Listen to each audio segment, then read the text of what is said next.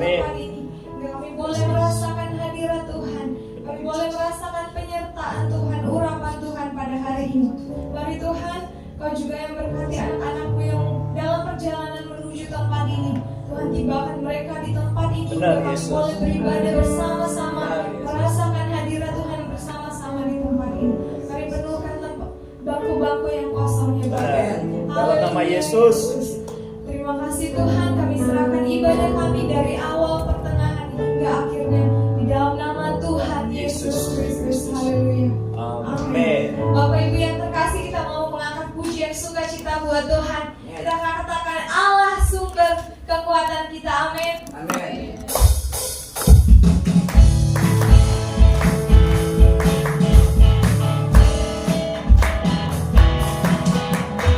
Hanya Kau dirimu di surga. Tiada yang kuingini, hanya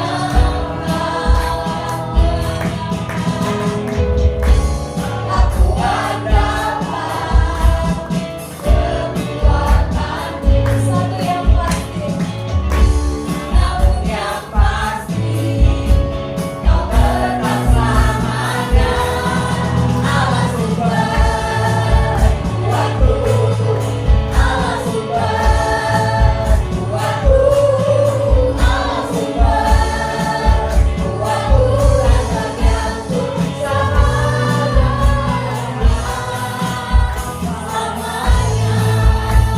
Haleluya. Mari haleluya.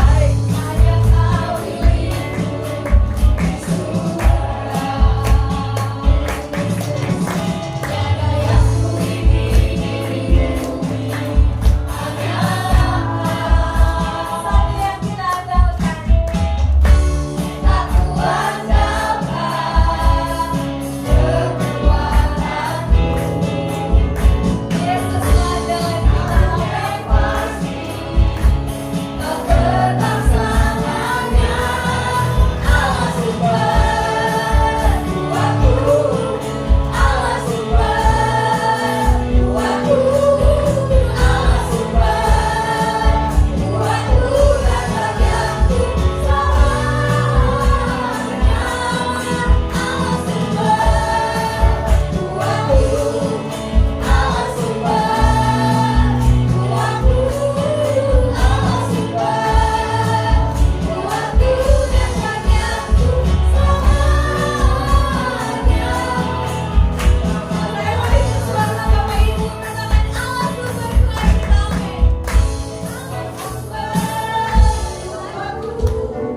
Allah sumber kuatku, Allah sumber kuatku. Suaranya Allah sumber. Kuatku, Allah sumber kuatku, Allah sumber kuatku dan bagianku selamanya.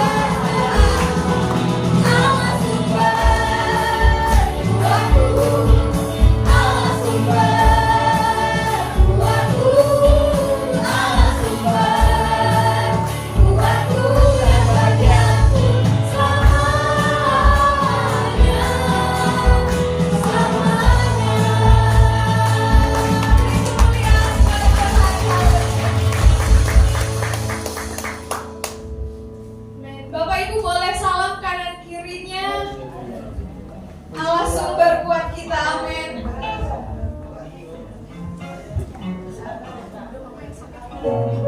Kita mau sama-sama memuji Tuhan. Kita katakan kuasa Tuhan dari utara ke selatan, dari barat sampai ke timur, biar semua orang mendengar kuasa Tuhan kita, amin. Dari utara ke selatan, terdengar pujian dari Allah. Dari barat sampai ke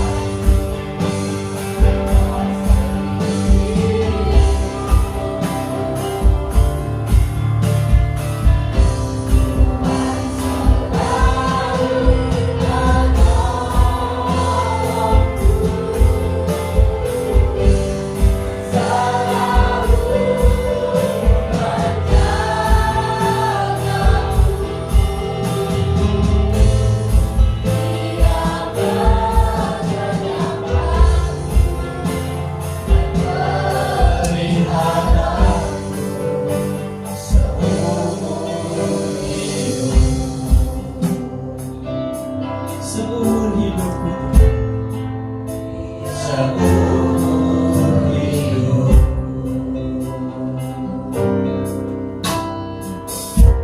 Bapa di surga, Bapa yang kami puji dan kami sembah di dalam satu nama Tuhan Yesus Kristus. Terima kasih. Kalau kami boleh berkumpul hari ini, itu bukan kebetulan Tuhan, tetapi Tuhan Yesus yang mempersatukan kami di dalam peribadahan yang kudus ini. Berkati semua yang mengambil bagian di dalam ibadah ini Tuhan. Berbicaralah kepada kami Tuhan, dan kami siap mendengarkannya. Dan kami patahkan dalam nama Tuhan Yesus apabila ada iblis yang ingin mengacaukan, apakah mencuri kebenaran firman Tuhan. Kami tahu bahwa kebenaran itu hanyalah hak kami sebagai anak-anak Tuhan. Ajarlah kami Tuhan, agar kami selalu berjalan di dalam kebenaran. Kami tahu Engkau selalu memberkati gereja ini Tuhan, karena kami tahu gereja ini Engkau yang adakan Tuhan. Engkau juga akan menumbuhkan dan membesarkan gereja ini Tuhan. Gereja ini adalah milik-Mu Tuhan. Kami serahkan gereja ini. Kami tahu pertolongan-Mu, kasih setia-Mu, penyertaan-Mu akan menyertai terus gereja ini. Bahkan kepada gembala di sini Tuhan, Engkau berkati dia Tuhan, sehingga dia selalu boleh melayani Engkau dengan sepenuh hati. Pakai hamba-Mu yang selalu memberi pertolongan ini Tuhan. Biarlah boleh hamba menyampaikan seluruh isi hati-Mu. Jaga bibir mulut hamba-Mu ini, supaya apa yang keluar dari bibir hamba-Mu ini, mulut hamba-Mu ini, hanya kebenaran-Mu saja. Hamba-Mu yang hina ini tidak ada artinya apa-apa tanpa Tuhan. Terima kasih Tuhan Yesus. Hamba mau mulai berbicara Tuhan. Roh Kudus bekerja di setiap hati kami, supaya apa yang keluar dari mulut hamba-Mu ini boleh menjadi berkat, yang boleh menjadi benih yang boleh bertumbuh di setiap hati sudah kami berada. Terima kasih Tuhan Yesus, terima kasih. Di dalam satu nama yang kudus Tuhan Yesus, kami sudah mengucap syukur dan berdoa. Amin. Amin. Silakan duduk. Shalom saudara terkasih. Hari ini bersukacita ya. Kita iya lagi sekali dong. Jemaat GPDI Padegang yang paling disayang Tuhan, itu saya, itu kamu, itu kita semua. Sekali lagi dong. Jemaat GPDI Padegangan yang paling disayang Tuhan, itu saya, itu kamu, itu kita semua. Ya, kita jangan lepas dari game ini, karena kita percaya bahwa Tuhan selalu menyayangi kita. Ya, seorang murid yang luar biasa, Yohanes, dia selalu menulis di dalam kitab Injil bahwa akulah yang paling disayang Tuhan. Ya, akulah murid yang paling disayang Tuhan. Itu yang harus ditanamkan di dalam hati kita masing-masing. Ya, dan itu memang ya Tuhan paling menyayangi kita satu persatu. Tidak ada satupun dari kita yang Tuhan tidak sayangi. Ya, kalau kita yakin, maka Tuhan pasti menyertai hidup kita, memberkati hidup kita, ya, menolong setiap kesulitan di dalam hidup kita. Ya. Saudara terkasih, saya juga mohon maaf 8 minggu lalu, kalau nggak salah saya sudah janji ya untuk melayani di sini, tetapi saya kebetulan waktu ke luar negeri lagi ada sedikit yang masih belum selesai gitu ya. Jadi mohon maaf, jadi pasal wakil saya yang datang ke sini ya. Mungkin hari ini juga saya sedikit mungkin perkenalan diri juga ya. Nama saya Darwin. Saya selama ini juga menggembalai sebuah gereja kecil di Lipo Karawaci ya. Ya jemaahnya juga lebih kurang seperti ini ya, 40-50 orang. Saya mempunyai seorang putri ya, terus sudah punya 3 cucu.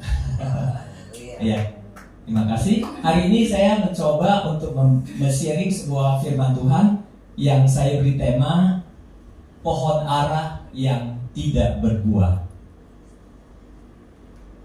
Kita akan coba bersama-sama sebelum kita mulai, kita akan coba lihat dulu apa sih itu pohon ara. Ya, pohon ara itu adalah pohon yang sangat unik, ya, sangat luar biasa. Ini pohon ara, ya, ini gambarnya ketika Tuhan Yesus mencari buah aranya, ternyata tidak ditemuinya. Kemudian ini, kalau kita lihat pohon ara itu biasanya di Israel itu tumbuhnya di bulan Juli sama September, ya, musimnya. Tetapi ini adalah tunas. Tunas ini terjadi ketika bulan Maret, waktu musim panas, ya. Jadi ketika mau menuju musim panen, ya, musim buah ara, pada musim panas dia akan sudah mulai bertumbuh, namanya tunas. Tunas itu diikuti dengan biji yang masih mentah, ya. Kemudian ini, kalau ini namanya pohon ara yang sudah lebat buahnya, ya. Kelihatan lezat sekali. Saya pernah mencoba buah ini, unik sekali. Apapun yang ada, asam, manis, semuanya ada di dalam. Jadi rasanya unik sekali, ya. Boleh dicoba nanti. Tapi ini satu buah yang sangat luar biasa, karena dia menjadi sumber kehidupan bagi banyak sekali makhluk, ya, banyak memakan buah ini. Terus kemudian juga buah ini sangat unik, sangat enak. Terus juga bisa menyembuhkan beberapa penyakit, ya, luar biasa. Nah, ini buah ara. Kita akan baca bersama-sama dari Markus 11 ayat 12 sampai 14, ya. Boleh kita baca bersama-sama biar lebih ini, ya. Ayo. Markus 11 ayat 12 sampai 14. Sekali, 1, 2, 3. Yesus mengutuk pohon ara. Keesokan harinya, sesudah Yesus dan ke-12 muridnya meninggalkan Betania, Yesus merasa lapar, dan dari jauh ia melihat pohon ara yang sudah berdaun. Ia mendekatinya untuk melihat kalau ia mendapat apa-apa pada pohon itu. Tetapi waktu ia tiba di situ, ia tidak mendapat apa-apa selain daun-daun saja, sebab memang bukan musim buah ara. Maka katanya kepada pohon itu, jangan lagi seorang pun makan buahmu selama-lamanya. Dan murid-muridnya pun mendengarkannya. Ya, saya akan satu lagi, karena ini juga dengan tema yang sama, tetapi di Injil Matius, ya. Kita boleh baca bersama-sama lagi, ya.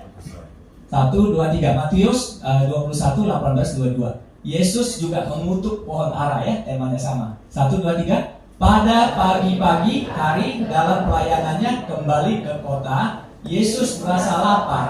Dekat jalan ia melihat pohon ara, lalu pergi ke situ, tetapi dia tidak mendapat apa-apa pada pohon itu selain daun-daun saja. Katanya kepada pohon itu, "Engkau tidak akan berbuah lagi selama-lamanya." Dan seketika itu juga berpindah pohon ara itu, dan melihat kejadian itu tercenganglah murid-muridnya. Lalu berkata, "Bagaimana mungkin pohon ara itu sekonon-konon menjadi kering?"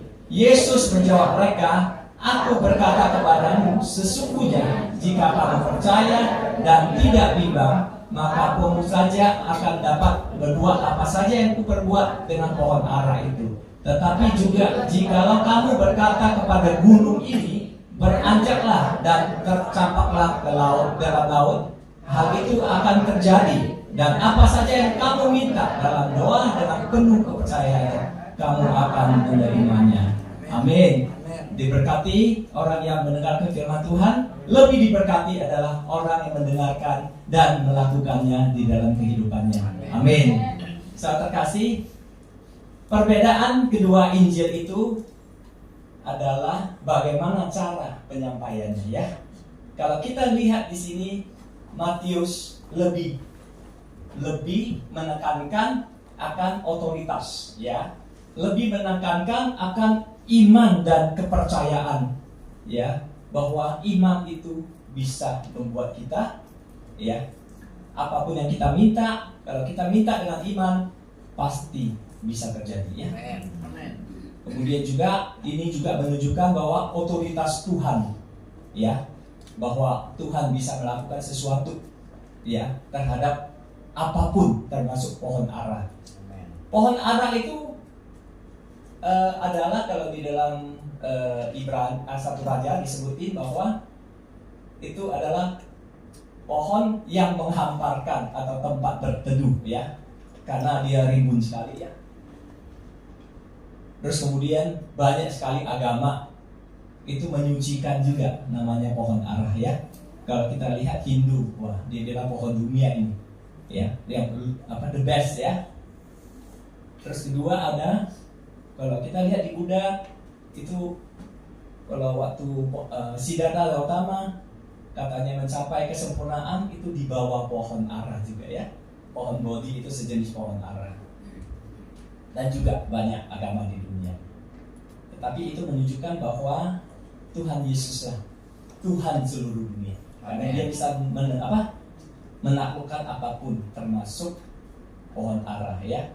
Pohon ara merupakan pohon kehidupan atau pohon pengetahuan bagi dulu, ya. Kalau kita dulu, kalau di anak-anak mungkin lebih sering dikatakan bahwa buah apel, ya. Tetapi di sini dari kepercayaan orang Israel bahwa itu adalah pohon pengetahuan, yang maksud adalah pohon ara, ya. Zakheus juga pernah, ya, naik mau lihat Tuhan Yesus, dia naik ke atas pohon ara, karena pohon ara begitu tinggi, satu-satunya karena dia pendek sekali, ya. Dimana dia lihat kalau dia nggak panjat, ya, jadi dia harus panjat, ya. Pohon ara itu adalah sesuatu pohon yang betul-betul luar biasa, ya, yang diciptakan Tuhan, ya. Nah, ini sekarang kita akan bahas. Kalau tadi Matius selalu menekankan pada otoritas, kepercayaan, iman, ya, itu baik, ya, tidak ada salahnya. Tetapi kalau dari sisi Markus, dia menambahkan kata saat itu bukan musim, ya. Itu akan menimbulkan satu pertanyaan besar. Kok nggak musim Tuhan Yesus mengutuk dia? Padahal itu kan bukan musimnya, ya kan? Nah, itu saya sebelum next untuk membahas masalah ini, di dalam kekristenan kita ini, saya betul-betul kadang-kadang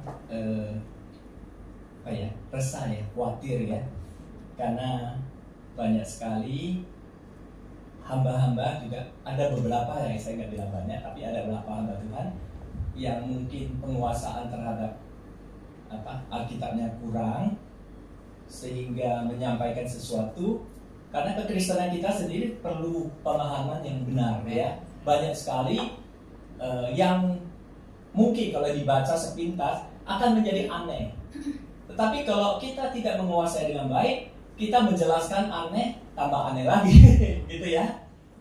Nah, saya sangat kecewa melihat viral terakhir ini, di mana ada seorang rekan dokter, ya, dokter muda gitu, ya, kecantikan. Saya dengar katanya kayaknya benar, ya, tapi nggak tahu, kita lihat nanti, ya, beberapa minggu ke depan apakah betul-betul dia move, dia murtad, saya nggak bilang murtad, tapi enaknya kita ngomong dia pindah, ya, pindah menjadi muslim, ya. Apa namanya kalau jadi muslim namanya apa? Maaf, ya. Tapi setelah itu saya ingin tahu kenapa, ya, dia kok ingin jadi mualaf. Ternyata itu adalah akibat dari setelah dia wawancara. Dia berbicara panjang dengan seorang hamba Tuhan. Saya tidak ingin sebutkan namanya karena tujuan saya bukan pribadi, ya. Hamba Tuhan itu menjelaskan sesuatu yang menurut saya itu jelas bahwa dia tidak mengerti Alkitab dan kebenaran firman Tuhan. Karena dia mengatakan bahwa Tuhan ataupun kekristenan itu harus di atas logika. Sedangkan si dokter muda itu walaupun memang dia tidak menguasai Alkitab, tetapi dia punya prinsip bahwa bahwa kekristenan itu harus dibawa logika. Ya, logika harus duluan. Jelas ya. Jadi logika harus duluan. Setidak-tidaknya logika dan kekristenan harus berjalan bersama-sama. Ya, baik di bawah maupun di atas. Menurut saya mereka berdua salah ya pengertiannya mengenai firman Tuhan. Firman Tuhan tidak ada namanya logika di atas, logika di bawah. Firman Tuhan sendiri adalah logika. Kalau kita lihat logos, apa itu logos? Logitos itu apa? Karena logitos itu firman Tuhan memang adalah logika. Dia tidak perlu disebutin di atas logika, di bawah logika. Dia merasa bahwa, saya nggak tahu ya, mungkin dia merasa bahwa penjelasannya itu membuat dia jadi aneh terhadap ajaran kekristenan. Sehingga kemudian saya dengar dia sudah mengambil inisiatif. Saya lihat dengar-dengar ya, katanya istrinya tidak setuju. Tetapi dia sudah mengambil inisiatif untuk masuk Islam.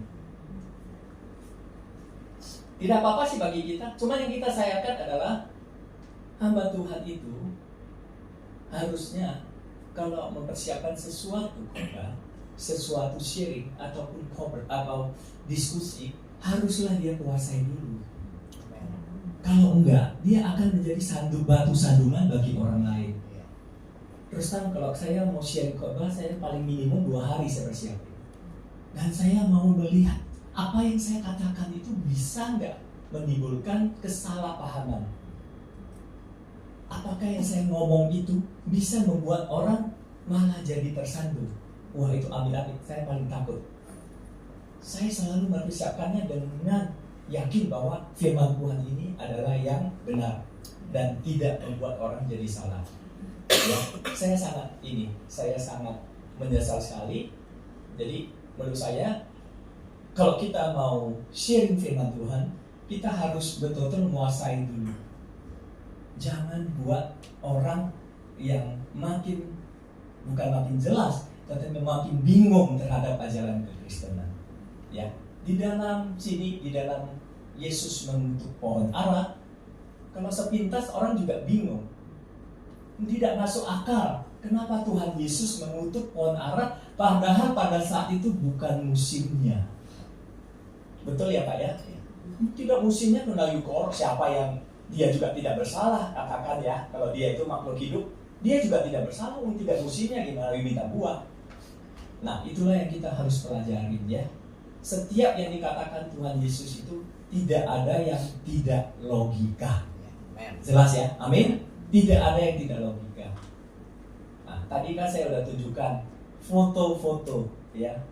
Pada saat Maret menuju April, itu kan musim panas. Ya, Tuhan Yesus dari Betania dia sebelumnya lakukan apa? Dia membersihkan bait suci.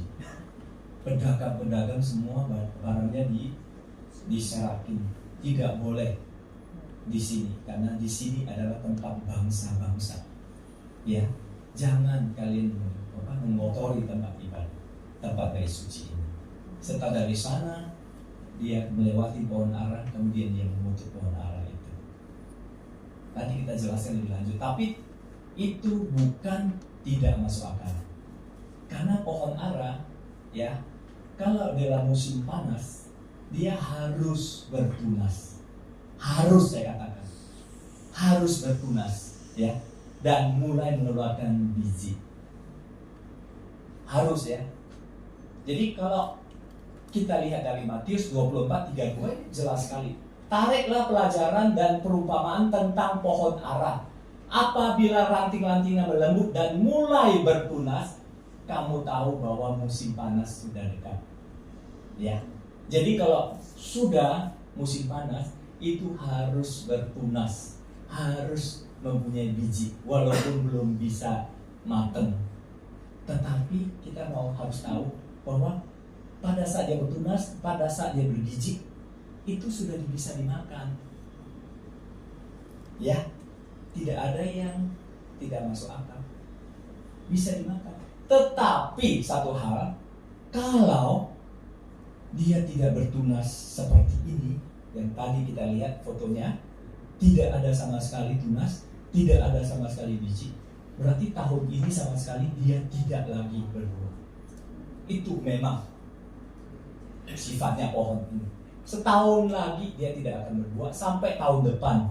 Tahun depan aja kita nggak tahu dia bertunas atau enggak. Makanya kita lihat di sini di Lukas disebut di sini, ada yang bisa bantu baca? Nah, biar kita interaktif ya. Saya kasih hadiah deh yang baca. Ayo bacain, ayo salah satu, yuk. Lantang bacainnya ya. Bacain. Kalau nggak interaktif nanti pada ngantuk ya. Kita interaktif aja ya. Jadi kita perlu mic nggak? Baca yang lantang aja ya. Oke. Lukas 13 ayat 6 sampai 9 dengan perikop perumpamaan tentang pohon ara yang tidak berbuah. Lalu Yesus mengatakan perumpamaan ini, seorang mempunyai pohon ara yang tumbuh di kebun anggurnya, dan ia datang untuk mencari buah pada pohon itu, tetapi ia tidak menemukannya. Lalu ia berkata kepada pengurus kebun anggur itu, sudah 3 tahun aku datang mencari buah pada pohon ara ini, dan aku tidak menemukannya. Tebanglah pohon ini. Untuk apa ia hidup di tanah ini dengan percuma? Jawab orang itu, Tuhan, biarkanlah dia tumbuh lagi tahun ini lagi. Aku akan mencangkul tanah sekelilingnya dan memberi pupuk kepadanya. Mungkin tahun depan ia berbuah, jika tidak, tebanglah dia. Ya. Jadi jelas, masuk akal ya.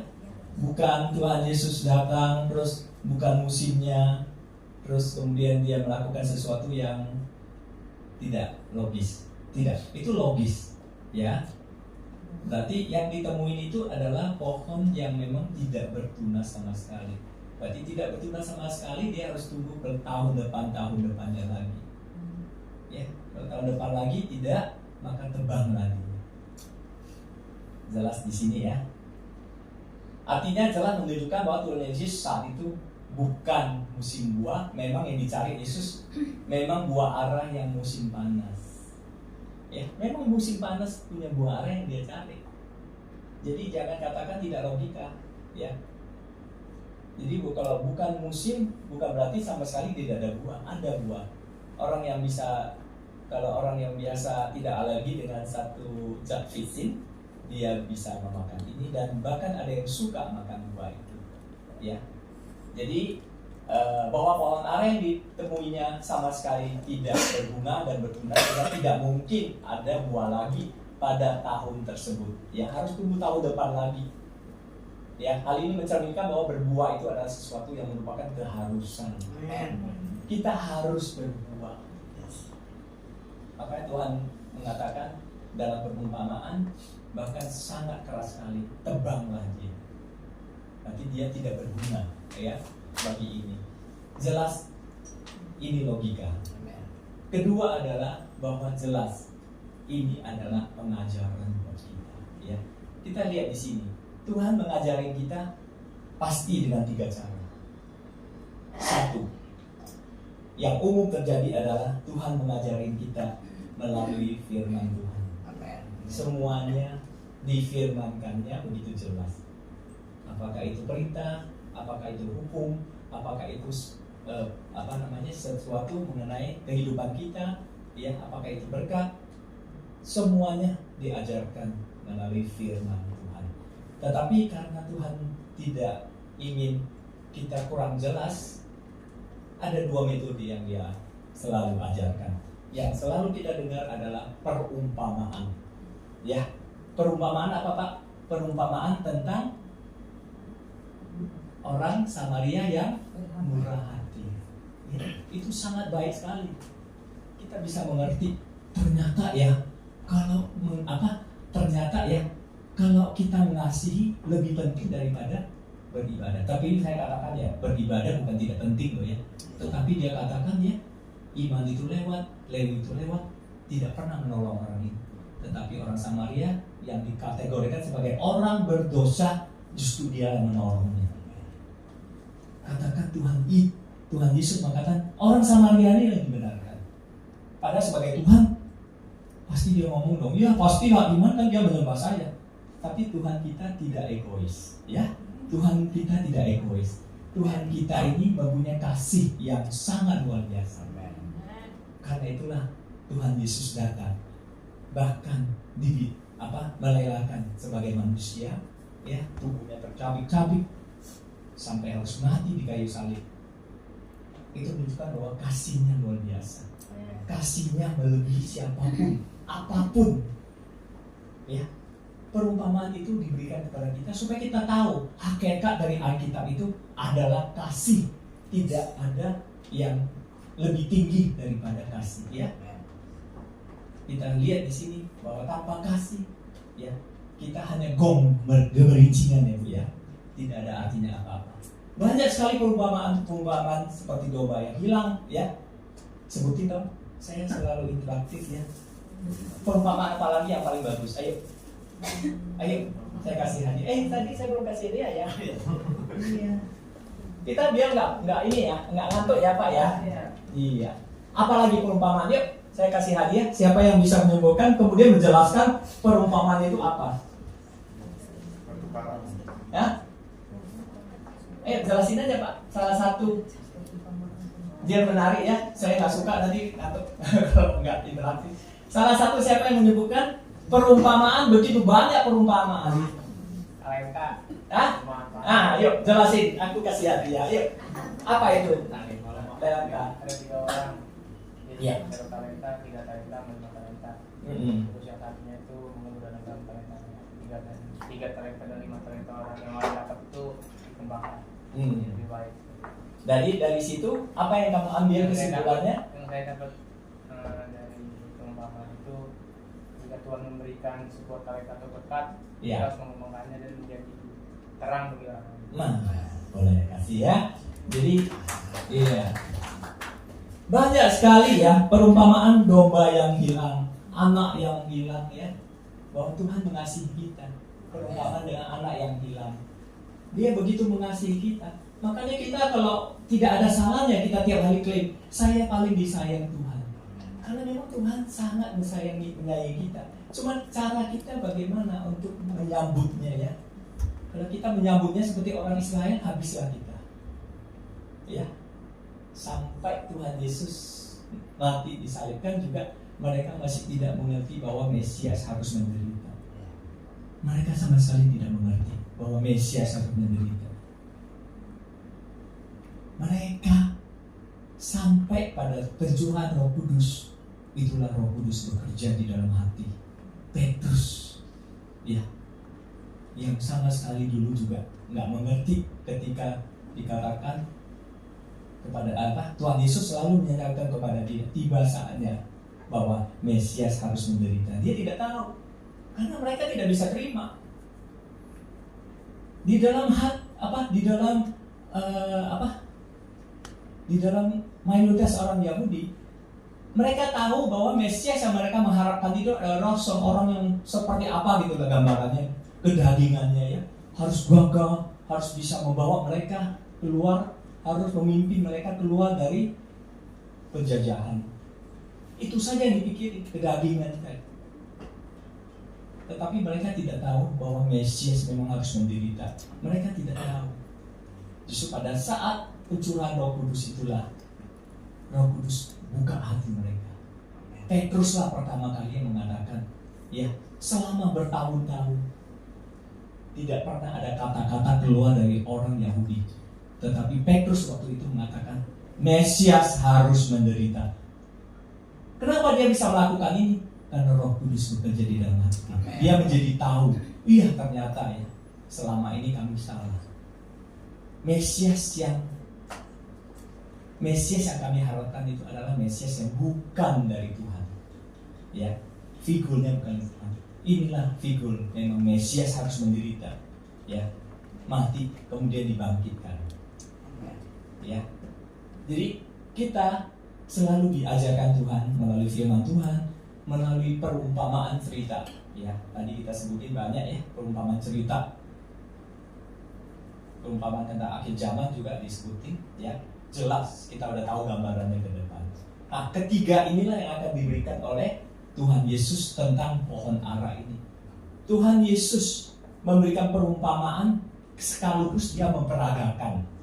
Dia mengutuk pohon ara itu. Ya, kenapa dia mengutuk pohon ara itu? Ya. Dalam Perjanjian Lama telah memberikan perumpamaan sebagai peragaan ya. Kalau peragaan itu sebelum Tuhan Yesus memberikan peragaan, dulu juga di dalam Perjanjian Lama itu juga Tuhan yang sama ya. Saya yakini Tuhan yang sama, Tuhan Yesus juga ya, juga memberikan perumpamaan peragaan ya. Nabi Hosea disuruh untuk mengawini sundal. Kan sesuatu yang mungkin orang di luar bingung, kok disuruh kawinin sundal, terus kemudian sundal itu pergi dicari lagi, harus kembali lagi. Kenapa? Kenapa harus begini? Kan orang menjadi aneh. Kok Tuhan suruh orang nabinya mengawini sundal? Tetapi ya itu adalah satu perumpamaan tentang bangsa Israel yang ibaratnya sebagai sundal, ya, yang sudah lali, sudah tidak lagi mengenal Tuhannya, ya. Jadi manusia disuruh mengawini perempuan sundal ini, setelah sundal pergi maka disuruh lagi mencari, mengambil kembali. Perumpamaan tentang bangsa Israel yang terus tidak taat, ya. Selalu kalau sudah taat dia kambuh lagi, ya. Taat kambuh lagi. Itu satu perumpamaan ya. Yesaya juga disuruh jalan. Itu adalah perumpamaan yang diperagakan ya, bahwa dia harus jalan bertahun-tahun. Ini merupakan perumpamaan tentang bangsa Mesir yang sudah dikatakan kepada Tuhan, oleh Tuhan ya, tentang Ethiopia. Nabi Yunus juga dengan pohon jarak juga diberikan peragaan. Jadi peragaan-peragaan yang diberikan itu adalah sesuatu yang kita harus pelajarin supaya kita mengerti gitu. Kalau kita tidak mengerti, aneh kan jadinya. Kok disuruh ngawin sundal? Itu satu perumpamaan supaya bangsa Israel ngerti gitu loh. Tetapi nyatanya sampai Tuhan Yesus datang juga belum mengerti. Ya. Jadi di dalam pohon ara ya, dulu kan kalau pohon ara itu kan pada saat itu kan pohon pengetahuan ya. Ketika mereka makan, disuruh tidak makan, mereka makan, mereka menjadi berdosa, menjadi telanjang, mengambil daunnya menutupi. Itulah kita, ya. Tuhan Yesus katakan, karena Dia datang sebagai menebus dosa kita, ya, kita tidak perlu lagi menutup-nutupi, tidak perlu lagi. Itu pohon ara dikutuk, tidak perlu lagi karena Tuhan Yesus sudah datang dan kita yang memang sudah berdosa dari dulu, kedagingan kita, justru Tuhan katakan, akulah yang akan menembus kamu. Pohon ara itu tidak perlu lagi daunnya kamu pakai untuk menutupi dirimu. Selama ini manusia kita ini begitu. Saya rasa saya sendiri juga orang yang berdosa dulunya. Ya karena Tuhan tolong saya banyak ditolong, saya banyak juga mempelajari sehingga saya lama-lama berjalan terus di hadapan kata di dalam kebenaran firman Tuhan. Dulu juga saya banyak melakukan kesalahan. Ya, saya datang kepada Tuhan, saya katakan saya bertobat Tuhan, saya ingin ikut Tuhan, saya akan meninggalkan semua jalan-jalan yang salah itu. Jadi Tuhan ingin mengatakan, stop, kamu tidak lagi perlu menutupi dosa kamu. Tidak perlu lagi kamu menjadi orang munafik, karena saya sudah datang di dunia ini. Tujuannya apa? Karena saya bisa menebus dosa kamu. Ya, kamu tidak perlu lagi. Jadi pohon ara itu tidak perlu lagi untuk menutupi dosa kita. Kan kita mengatakan kalau kita setia, kalau kita datang dengan sungguh-sungguh mengakui dosa kita, ya sepenuh hati, ya ingin supaya Tuhan memulihkan hidup kita, maka Ia yang setia, Ia akan mengampuni kita dan menyucikan kita, kemudian juga akan meluruskan jalan kita. Ya, jelas ya, bahwa pohon ara itu sudah tidak perlu lagi, sehingga tidak perlu, makanya dikutukin menjadi kering, Tidak usah lagi. Untuk apa kamu perlukan itu? Untuk menutupi dosa. Tuhan Yesus mau kita semua terbuka. Dengan terbuka itulah Tuhan bisa mengampuni kita. Kalau kita masih tidak mengakui dosa kita, maka Tuhan tidak pernah akan mengampuni dosa kita. Amin? Betul ya? Jadi salah satu peragaan yang diberikan oleh Tuhan Yesus kepada kita adalah bahwa pohon ini dikutuk supaya kamu tidak lagi hidup dalam dosa-dosa yang ditutup-tutupi. Gak usah. Saya udah hilangkan semua ini, ya. Orang Israel kalau dulu keagamaannya luar biasa ya. Kalau kita lihat ada Farisi, ada Saduki, ada lagi orang-orang Lewi. Banyak keagamaannya luar biasa. Tetapi mereka keagamaannya itu hanya sebatas, kalau kita ngomong tadi, daun. Daunnya lebat sekali ya. Kita lihat tadi kalau Tuhan Yesus waktu gambar itu, daunnya lebat sekali tapi tidak ada buahnya.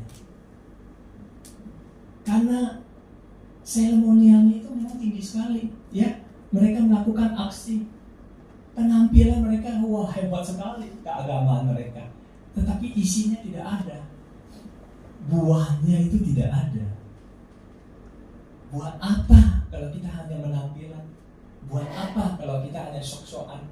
Ya. Tetapi hati kita tidak ada dengan Tuhan. Ya jelas ya. Jadi pohon ara ini adalah satu peringatan bagi kita bahwa kita, Tuhan Yesus sudah datang kepada kita. Kita sudah harus telanjang di hadapan Tuhan, mengakui segala dosa kita, kemudian meminta dipulihkan. Kalau kita sudah diminta dipulihkan, kita menerima Tuhan Yesus sebagai juru selamat, kemudian kita dibaptis, Roh Kuduslah bekerja di dalam kehidupan kita. Maka itu ada namanya buah pertobatan. Buah itulah yang ingin Tuhan ada di dalam diri kita. Sedangkan di dalam bangsa Yahudi yang sekian lama, sekian hebat dia agamaannya, tetapi dia tidak menemui buahnya. Buahnya apa? Buah pertobatan yang sejati dari mereka. Mereka selalu mengulangi dosa, mengulangi menyembah berhala.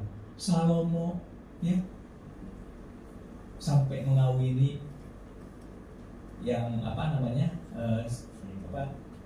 yang menyembah berhala, berulang-ulang terus.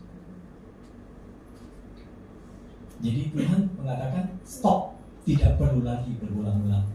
Ya, kalau kamu mengakui dosa, saya akan mengampuni kamu. Harus ada buah pertobatan di situ. Ya, semua dari kita, kalau kita sudah menerima Tuhan Yesus, sudah menerima kebenarannya, Roh Kudus sudah bekerja, maka kita harus mempunyai buah pertobatan. Itu buah pertama yang harus ada. Kalau nggak ada buah pertobatan, makanya serem tadi dikatakan, tebanglah dia. Ada ya ayat katakan, bakarlah dia. Tidak ada gunanya lagi. Ya, kita akan pelajari ya pohon ara. Pohon tidak berbuah, kenapa? Kenapa kok seperti yang pohon ara yang ditemui oleh Tuhan Yesus sama sekali tidak berbuah dan tidak bertunas? Kalau saya pelajari ya dari ini, kalau pohon bisa bertumbuh, bisa menjadi daunnya begitu rindang, begitu lebat, itu karena benihnya sudah ada. Betul ya Pak ya? Benih sudah ada, benih yang bagus sudah ada ditanam, tumbuh dia pasti tumbuh. Saya di belakang rumah saya ada pohon waktu itu saya tanam pohon jambu Pak, Bu. Benihnya udah bagus. Mungkin pertama kali ada buah ya, mungkin 3 biji saya lupa tadi. Tumbuhku gede, daunnya ini. Tapi tahun kedua saya tidak menemukan buah lagi sama sekali. Saya lihat kenapa ya, kok nggak ada buah? Ternyata ada satu alasan kenapa pohon ini tidak berbuah. Ada yang bisa nebak Pak? Kenapa pohon ini tidak berbuah? Padahal daunnya sudah lebat sekali ya, sudah bagus sekali Bu. Daunnya udah lebat sekali, kok nggak ada buahnya? Kenapa? Kenapa tidak ada buahnya? Ayo dong, interaktif satu lagi saya kasih hadiah boleh? Kenapa tidak ada buahnya? Hah? Kenapa ada daun, pertumbuhannya besar, batangnya besar, ya, ranting-rantingnya banyak, kok tidak berbuah? Hah? Nah itu, kok kamu tahu ya?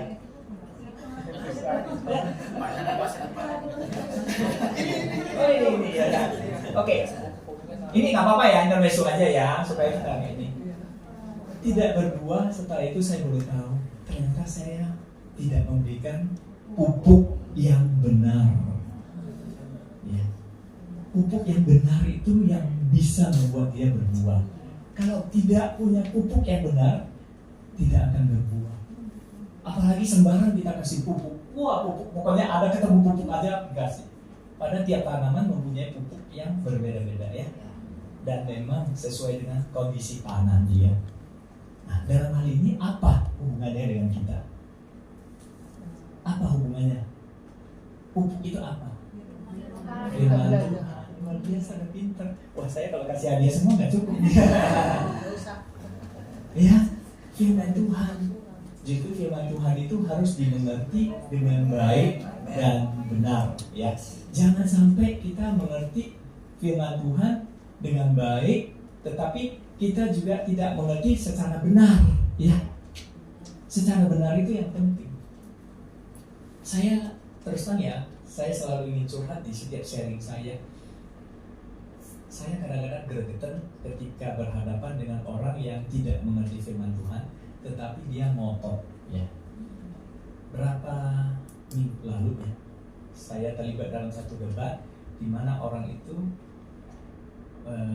saya sudah menjelaskan kepada dia tentang bagaimana bahasa roh yang benar. Ya, kita semua percaya ada bahasa roh, tetapi harus dilakukan dengan benar. Saya sudah jelaskan mengenai ajaran dari Paulus, bagaimana dia mengajarkan kita untuk bahasa roh.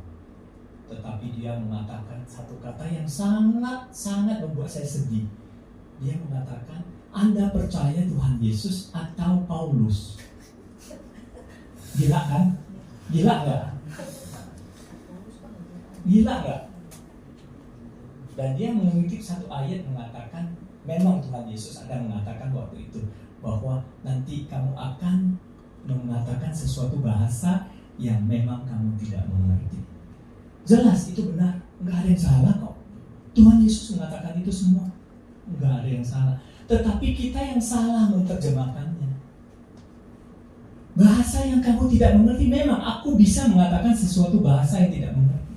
Tetapi bahasa yang tidak mengerti itu Tuhan yang menganugerahkan. Karunia itu diberikan kepada kita.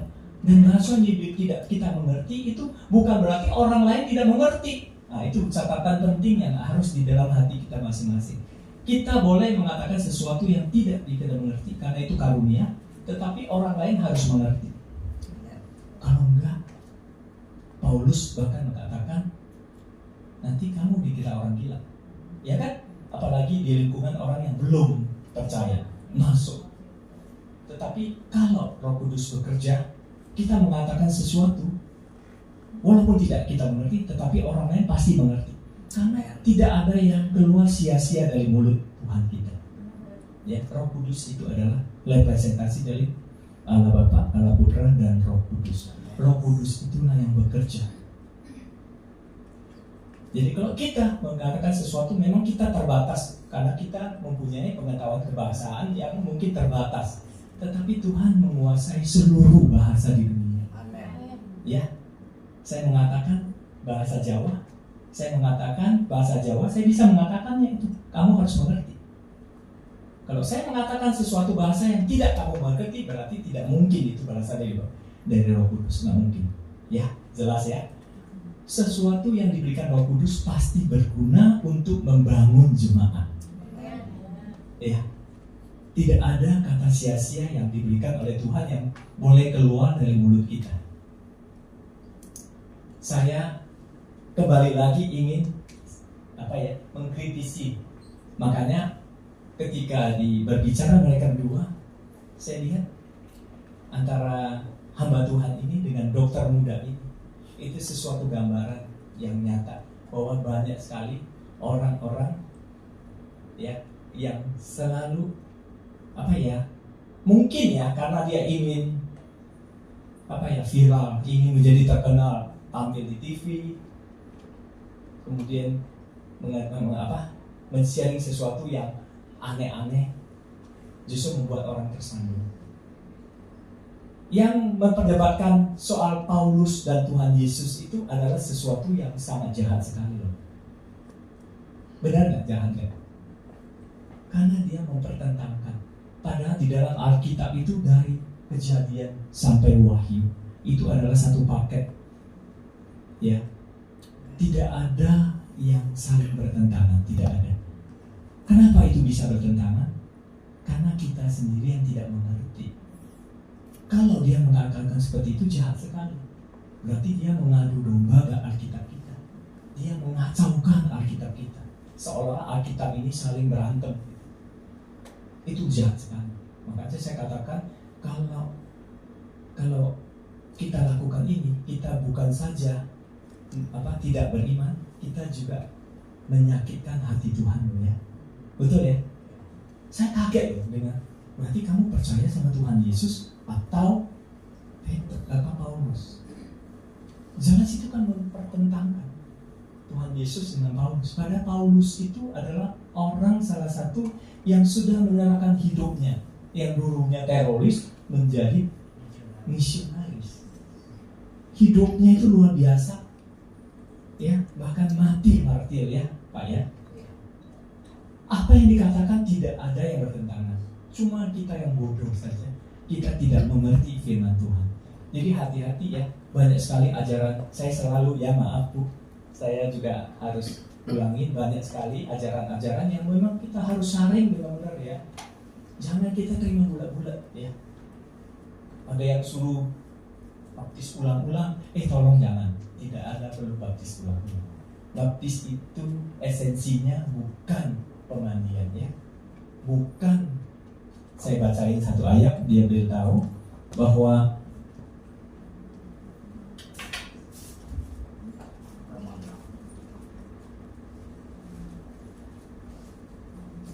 ya, 1 Petrus 3:21 tertulis juga, kamu sekarang diselamatkan oleh kiasannya yaitu baptisan ya.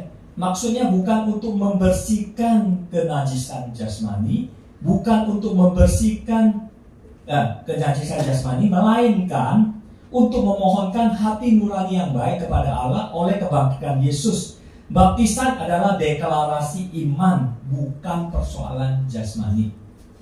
Ya, kalau kita tidak punya hati, tidak mempunyai buah pertobatan yang baik, kita mau dicelap-celip sampai 1000 kali tidak percuma.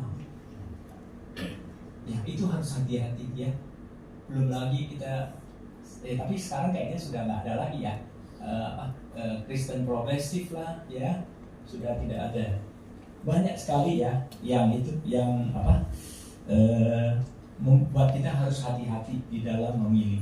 Kalau enggak, hidup kita tidak akan berbuah ya.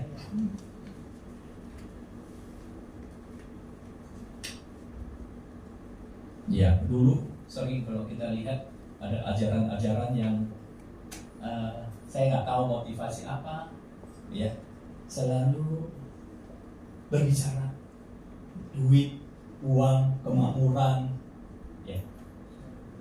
Tuhan tidak kurang mampu untuk memberikan kita berkat ya. Tetapi caranya bukan seperti itu. Kita memberi 1000, nanti harapan Tuhan memberikan kita 100.000. Kita memberi 1.000.000, Tuhan balas 100 juta. Itu bukan. Tetapi kita memberi, kita tahu penyertaan Tuhan memberkati hidup kita. Kalau pengajaran seperti itu, gawat kita ya. Kita akan menjadi lari ya. Tuhan Yesus mengatakan apa? Pilihlah, mau setia kepada saya atau kepada Mamon. Berarti kalau kamu hanya mikirin uang, berarti kan Mamon. Tapi penyertaanku setia sampai selama-lamanya. Berkatku tidak akan berkekurangan. Ya, oke. Jadi Kalau pohon tidak berbuah karena pupuknya salah. Pupuknya salah, itu artinya kita mempunyai pengertian akan firman Tuhan yang salah. Ya, kita belajar firman Tuhan yang salah, sehingga kita tidak mungkin berbuah. Jangan sampai kita mempunyai pemahaman tentang firman Tuhan, pemahaman kekristenan kita salah. Kita pasti tidak mungkin berbuah. Satu, itu penting sekali. Ya. Kedua adalah sama seperti Israel, ya. Kita boleh, saya mau seremonial apapun boleh, ya. Kita melakukan sesuatu acara keagamaan, acara kekristenan, semuanya boleh kita lakukan. Tetapi itu hanya daun-daunnya. Daun-daunnya aja yang ini. Pohon yang daunnya lebat belum tentu berbuah. Seperti yang tadi, ya. Dan ini merupakan pernyataan bagi kita bahwa penampilan sama sekali tidak berguna. Yang terpenting adalah isinya ada enggak. Kalau kita tiap hari, maaf, hanya mengandalkan penampilan, ya, berkhotbah pun saya lihat ada yang berkhotbah dengan aneh-aneh, ya. Maaf, pernah nggak Anda lihat sampai kayak selebriti begitu, jubahnya digini-gini? Yuk. Itu bukan berkhotbah, itu celebration. Ya, berkhotbah dengan celebration beda loh. Celebration itu dia mau jadikan dirinya itu yang hebat. Kalau saya berkhotbah, saya ini hambanya. Saya turun dari sini sama kita semua. Saya tidak ada apa-apanya. Yang saya tinggikan Tuhan. Tetapi ketika dia berbicara di podium dengan gaya-gaya yang celebration, dia berbicara untuk dia sendiri, bukan untuk Tuhan. Amin. Jangan, ya. Jadi kalau di sini di dalam Alkitab terlebih lagi kalau di dalam Matius 23 atau di Matius 23 jelas sekali kita belajar. Hai orang-orang Farisi, ahli-ahli Taurat, ya. Jangan munafik. Munafik apa? Kita hanya mementingkan penampilan. Coba kalian baca, ya. Saya selalu ingin baca terus. Saya mungkin udah baca 100 kali mungkin. Karena saya lihat di situ harus kita jadikan introspeksi bahwa apakah di dalam keagamaan kita ini, di dalam kekristenan kita ini, apakah kita ada kemunafikan? Kalau ada kemunafikan, buang. Jangan ada kemunafikan di dalam diri kita, ya. Seperti Tuhan Yesus di dalam Matius 23, ya. Sindirnya di mana? Yang dibersihkan semua yang di luarnya aja. Di dalamnya nggak pernah dibersihkan. Jadi dikatakan di situ jelas, munafik jangan ada di dalam kehidupan kita. Saya nggak bisa baca, tapi banyak sekali nanti coba dibuka di Matius 23, ya. Di situ jelas, hai orang-orang munafik. Mungkin 20 kali ada, ya. Hai orang-orang munafik. Itulah yang harus kita buang di dalam kehidupan kita. Jangan ada kemunafikan. Saya selalu kalau berkhotbah saya ingin menekankan bahwa di dalam setiap pelayanan kita, di setiap aktivitas kekristenan kita harus dengan hati yang mengasihi Tuhan, ya. Ketiga, terakhir, ya, adalah kenapa tidak berbuah? Karena tidak ada buah pertobatan. Orang yang tidak mempunyai buah pertobatan, Roh Kudus tidak pernah bekerja di dalam dirinya. Roh Kudus tidak pernah ada. Sehingga dia tidak mempunyai kasih, sukacita, apalagi penguasaan diri. Itu semua tidak ada. Kalau nggak ada itu, nggak ada gunanya jadi orang Kristen. Saya mulai tahun 2000 saya berusaha berbisnis. Gagal saya 2 tahun karena saya tidak terus meminta pimpinan daripada Roh Kudus. Saya berintrospeksi kembali, kenapa saya bisa gagal di bisnis. baru saya tahu ternyata saya tidak mengimplementasikan buah roh di dalam kehidupan saya. Saya selalu berbisnis dengan cara yang egois. Cara egois gimana? Saya selalu ingin meras orang. Orang yang jual sama kita saya tekan. Ya, semurah mungkin. Kalau perlu dia nggak punya untung nggak apa-apa, asal saya untung. Ya. Pengangkutan juga yang mengangkut barang saya juga saya tekan. Kalau enggak saya nggak kasih order. Saya mementingkan diri saya sendiri. Tidak ada gunanya. Jual barang juga dulu. Itu dulu ya, dulu saya pernah.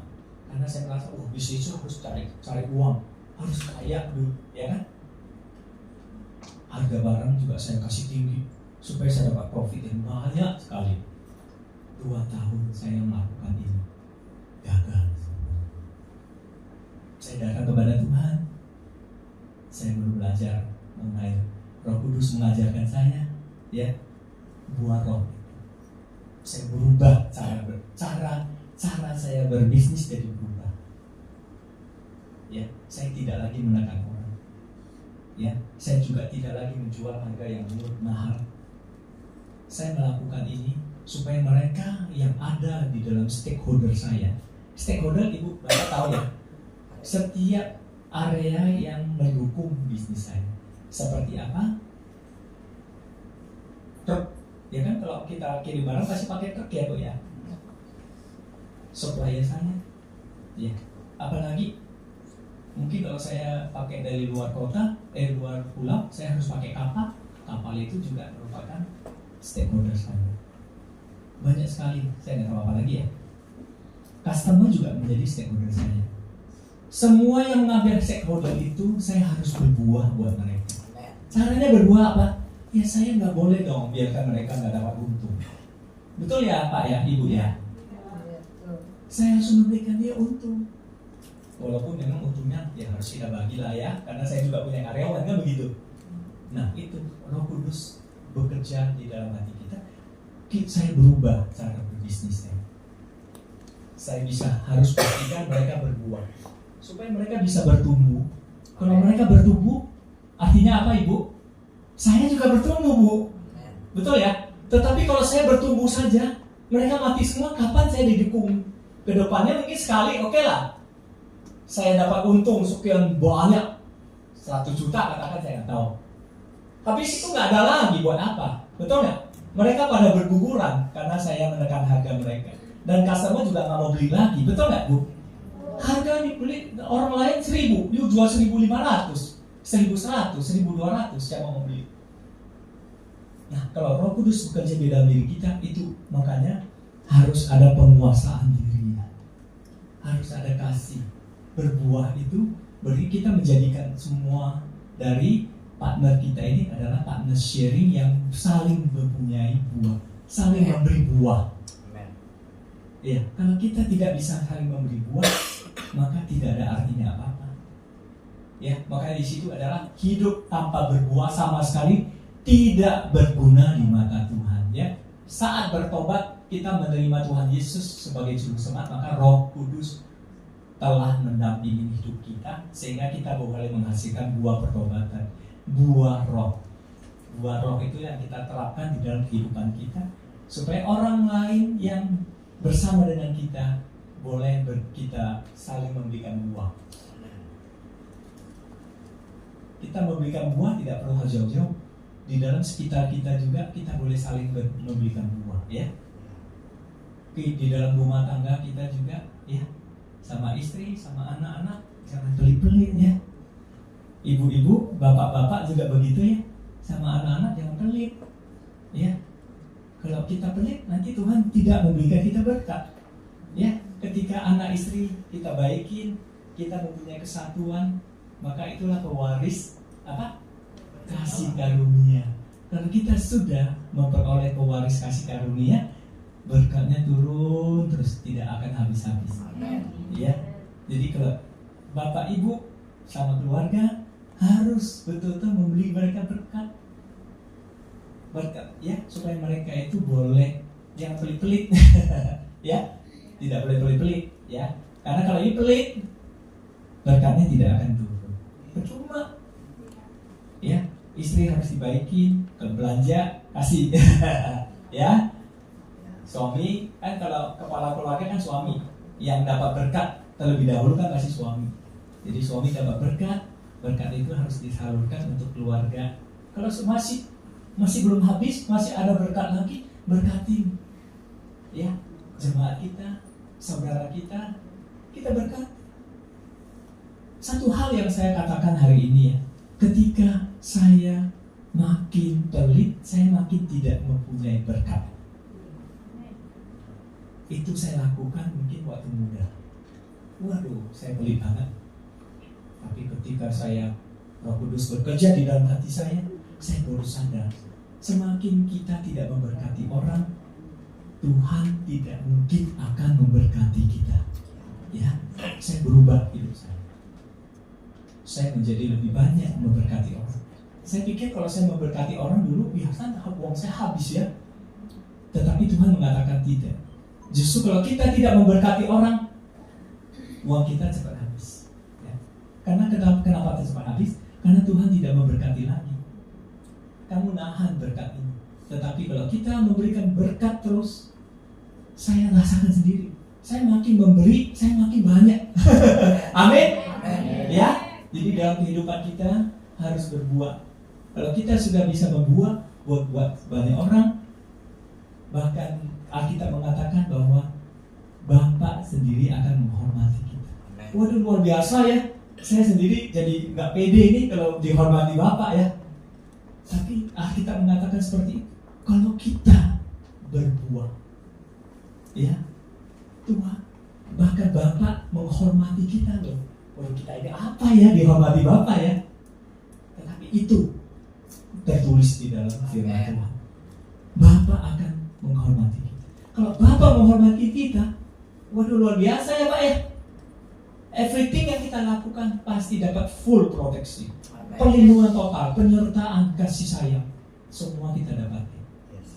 Ya, hari ini kita diingatkan oleh Tuhan Yesus bahwa pohon ara kita harus berguna seperti pohon ara yang buahnya memang luar biasa, memberkati banyak orang, memberkati semua kehidupan manusia, bahkan bisa menjadi obat bagi banyak penyakit.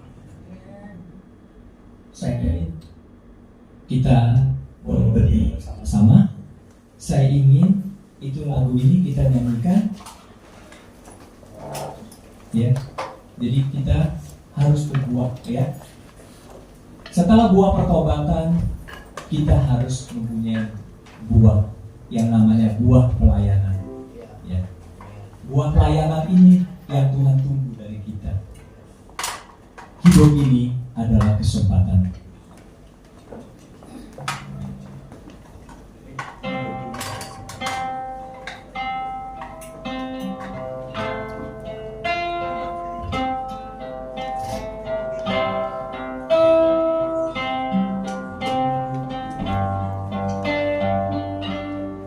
Hidup ini adalah kesempatan. Hidup ini untuk melayani Tuhan. Jangan sia-siakan waktu yang Tuhan beri. Hidup ini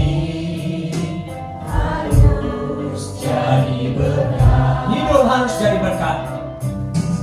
Oh Tuhan, pakailah hidupku selagi aku masih kuat.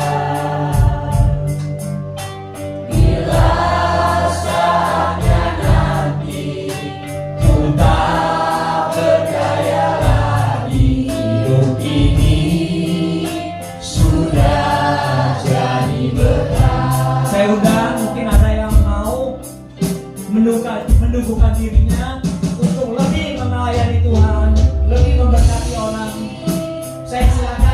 berdiri. Kita akan doakan bersama dengan Pak Gembala.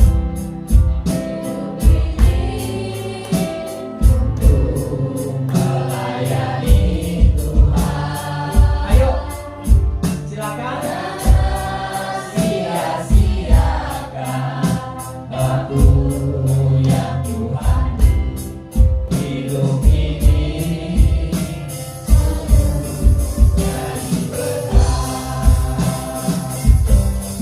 Oh Tuhan,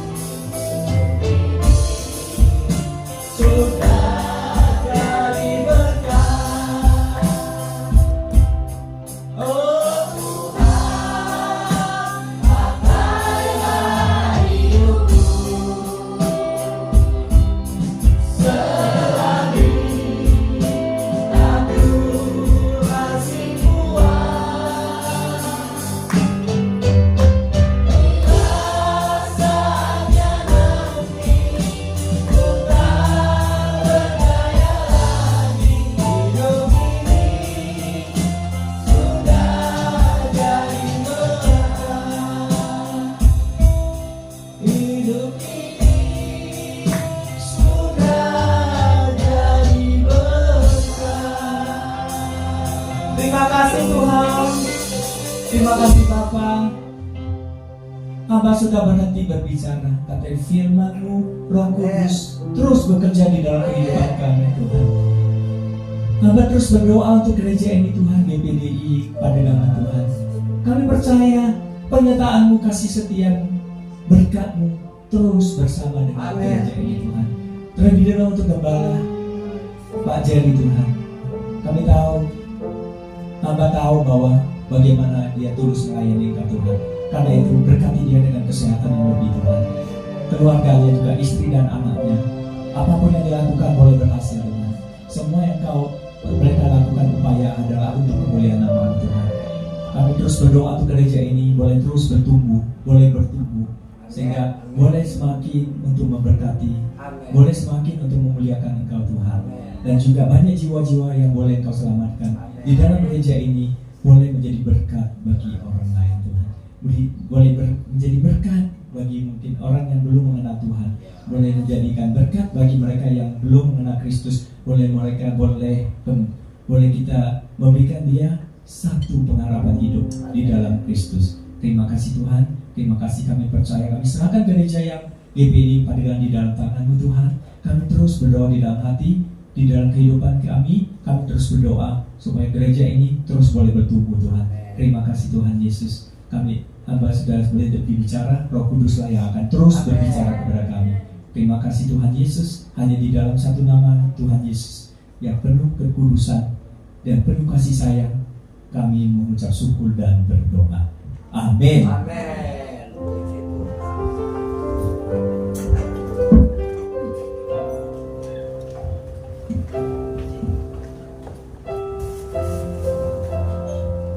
Puji Tuhan, kita semua diberkati dengan kebenaran firman Tuhan. Amin. Yang diberkati boleh lambaikan tangannya. Puji Tuhan, kita semua diberkati. Saat ini kita mau memberikan persembahan yang terbaik untuk Tuhan.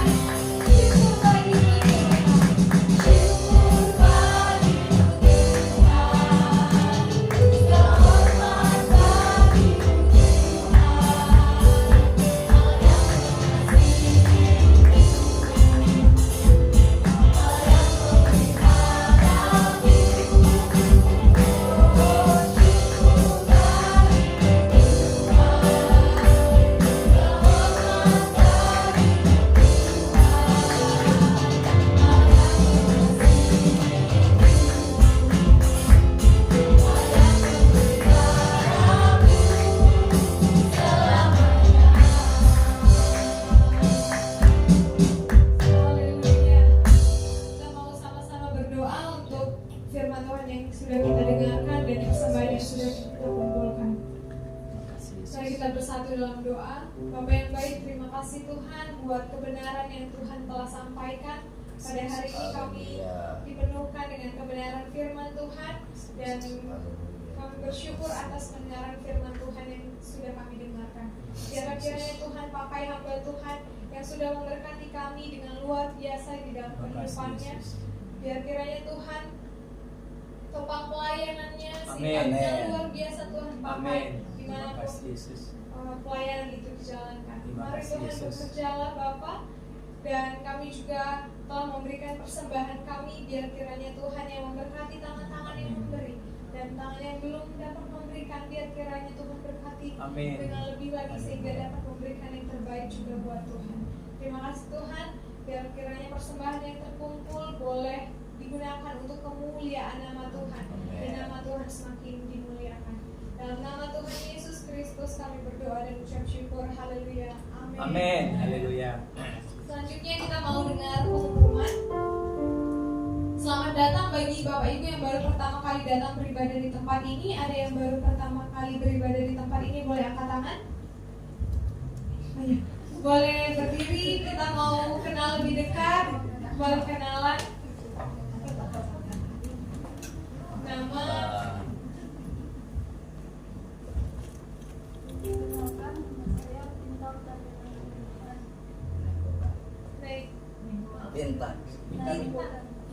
Bintang. Oke. Saat ini sekolah, bekerja atau sih?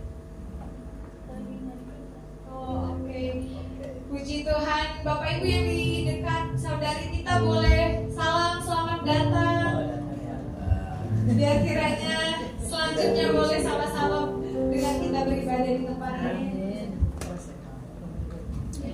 Ya, silakan duduk. Terima kasih untuk seluruh pelayan pada hari ini, WL Singer, pemain musik, kolektan, operator LCD dan sound system, dan terutama terima kasih buat firman Tuhan yang sudah disampaikan. Dan selanjutnya pengumuman. Hari Rabu 17 Juli jam 5 sore ada ibadah anak Rabu Gembira di tempat ini, dan malamnya jam 7 malam ada ibadah komsel. WL-nya Pendeta Muda Rini Watania. Selanjutnya hari Jumat 19 Juli jam 5 sore ada doa puasa di gereja ini, dan malamnya ada latihan persiapan ibadah Youth Jeremiah Generation dan juga ibadah raya umum. Hari Sabtu 20 Juli jam 7 malam ada ibadah Youth di tempat ini.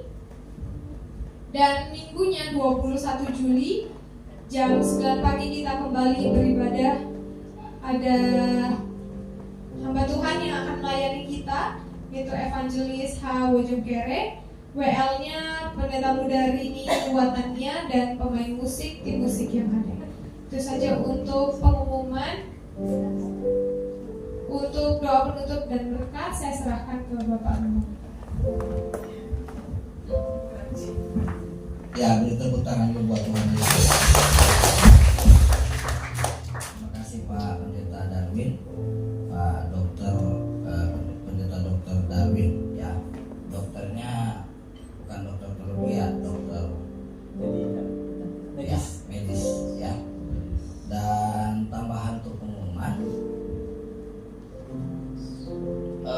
kita mendengar dulu ada yang kemarin kita sudah lakukan satu sakramen baptisan air sedikit disinggung tadi. Saya rindu seperti biasa untuk Melnya. Boleh maju yang dibaptis? Kita kasih aplaus dulu ya, karena mereka lahir baru. Ya, silakan. Siapa ya? Ada 3 orang.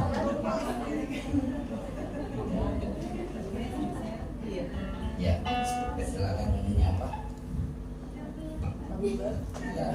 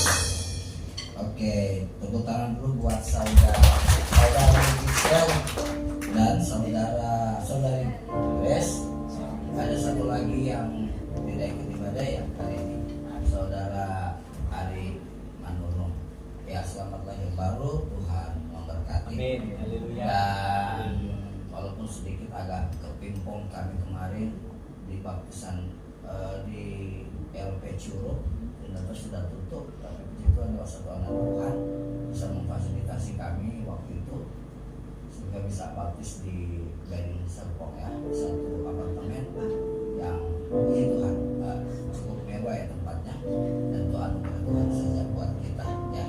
Dan pokoknya yang kedua terus bantu doa untuk program pembelian tempat parkir kita ya, supaya Tuhan yang tolong, Tuhan yang berkati kami, kita sangat perlu untuk hal ini. Dan yang ketiga ya, selamat ulang tahun, karena hari ini juga ada momen untuk syukuran ulang tahun saya sendiri tanggal 1 Juli, saudari Larus yang WL tadi tanggal 5 Juli. Keluarga boleh dipersiapkan untuk ulang tahun. Keluarga Bapak Ibu Triono,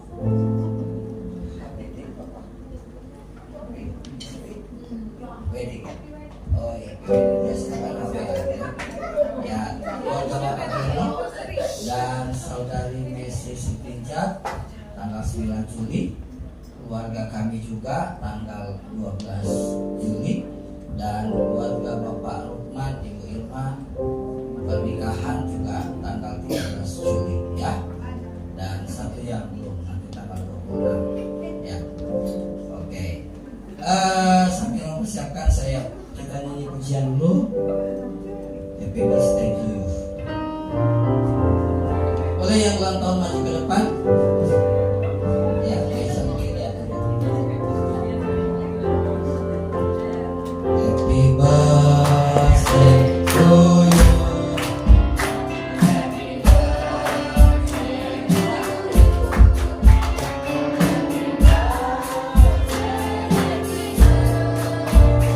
Happy birthday. Happy birthday to you. Happy birthday.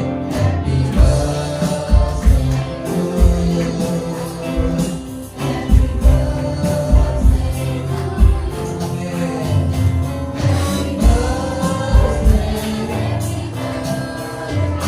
Happy birthday. Happy birthday to you. Panjang umurnya. Panjang umurnya. Yang berulang tahun baik pribadi, pernikahan, boleh maju ke depan. Nanti kita minta tolong setelah ini nanti Bapak Pendeta Darwin akan mendoakannya. Umurnya panjang, umurnya serta mulia, serta mulia, serta mulia. Keluarga Bapak Ibu Triono, happy birthday to you. Amin, haleluya. Amin, haleluya. Happy birthday. Happy birthday. Happy birthday to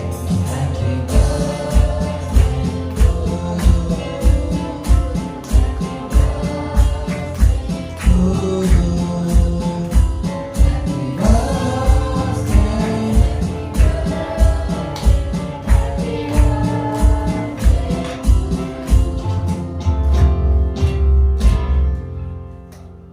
Masa saya yang pimpin? Maria boleh pimpin.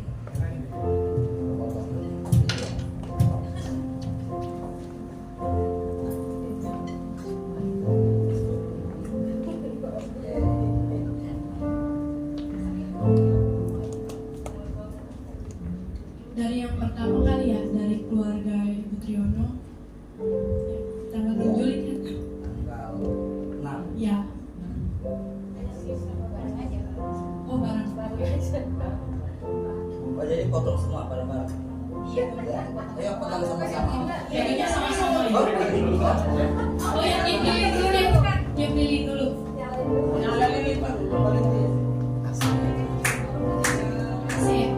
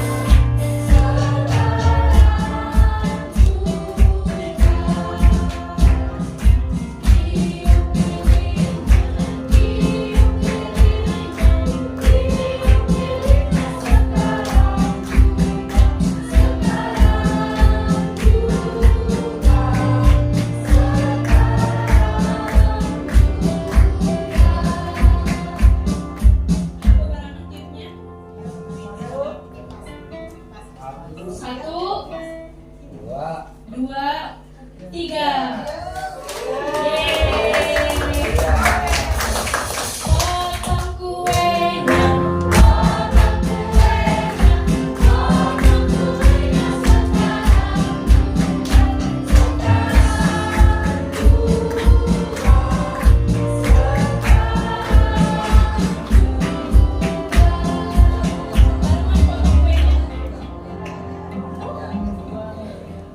Satu, dua, tiga. Baru terjadi. Bagi kuenya.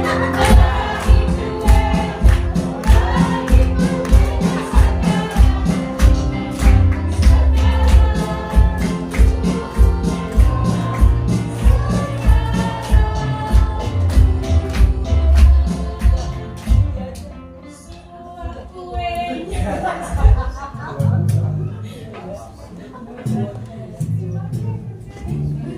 Sop-sopan. Iya sop-sopan kan ya? Iya itu gak apa-apa. Ya semua ini aja. Masih saja.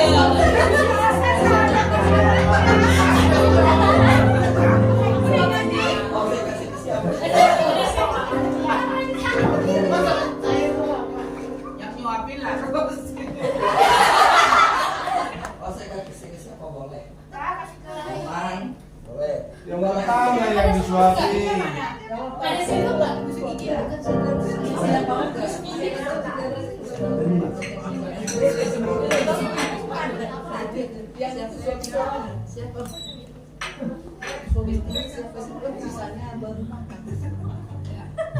Kapan lagi kita lihat ibu kepala sama bapak kepala suap-suapan ya?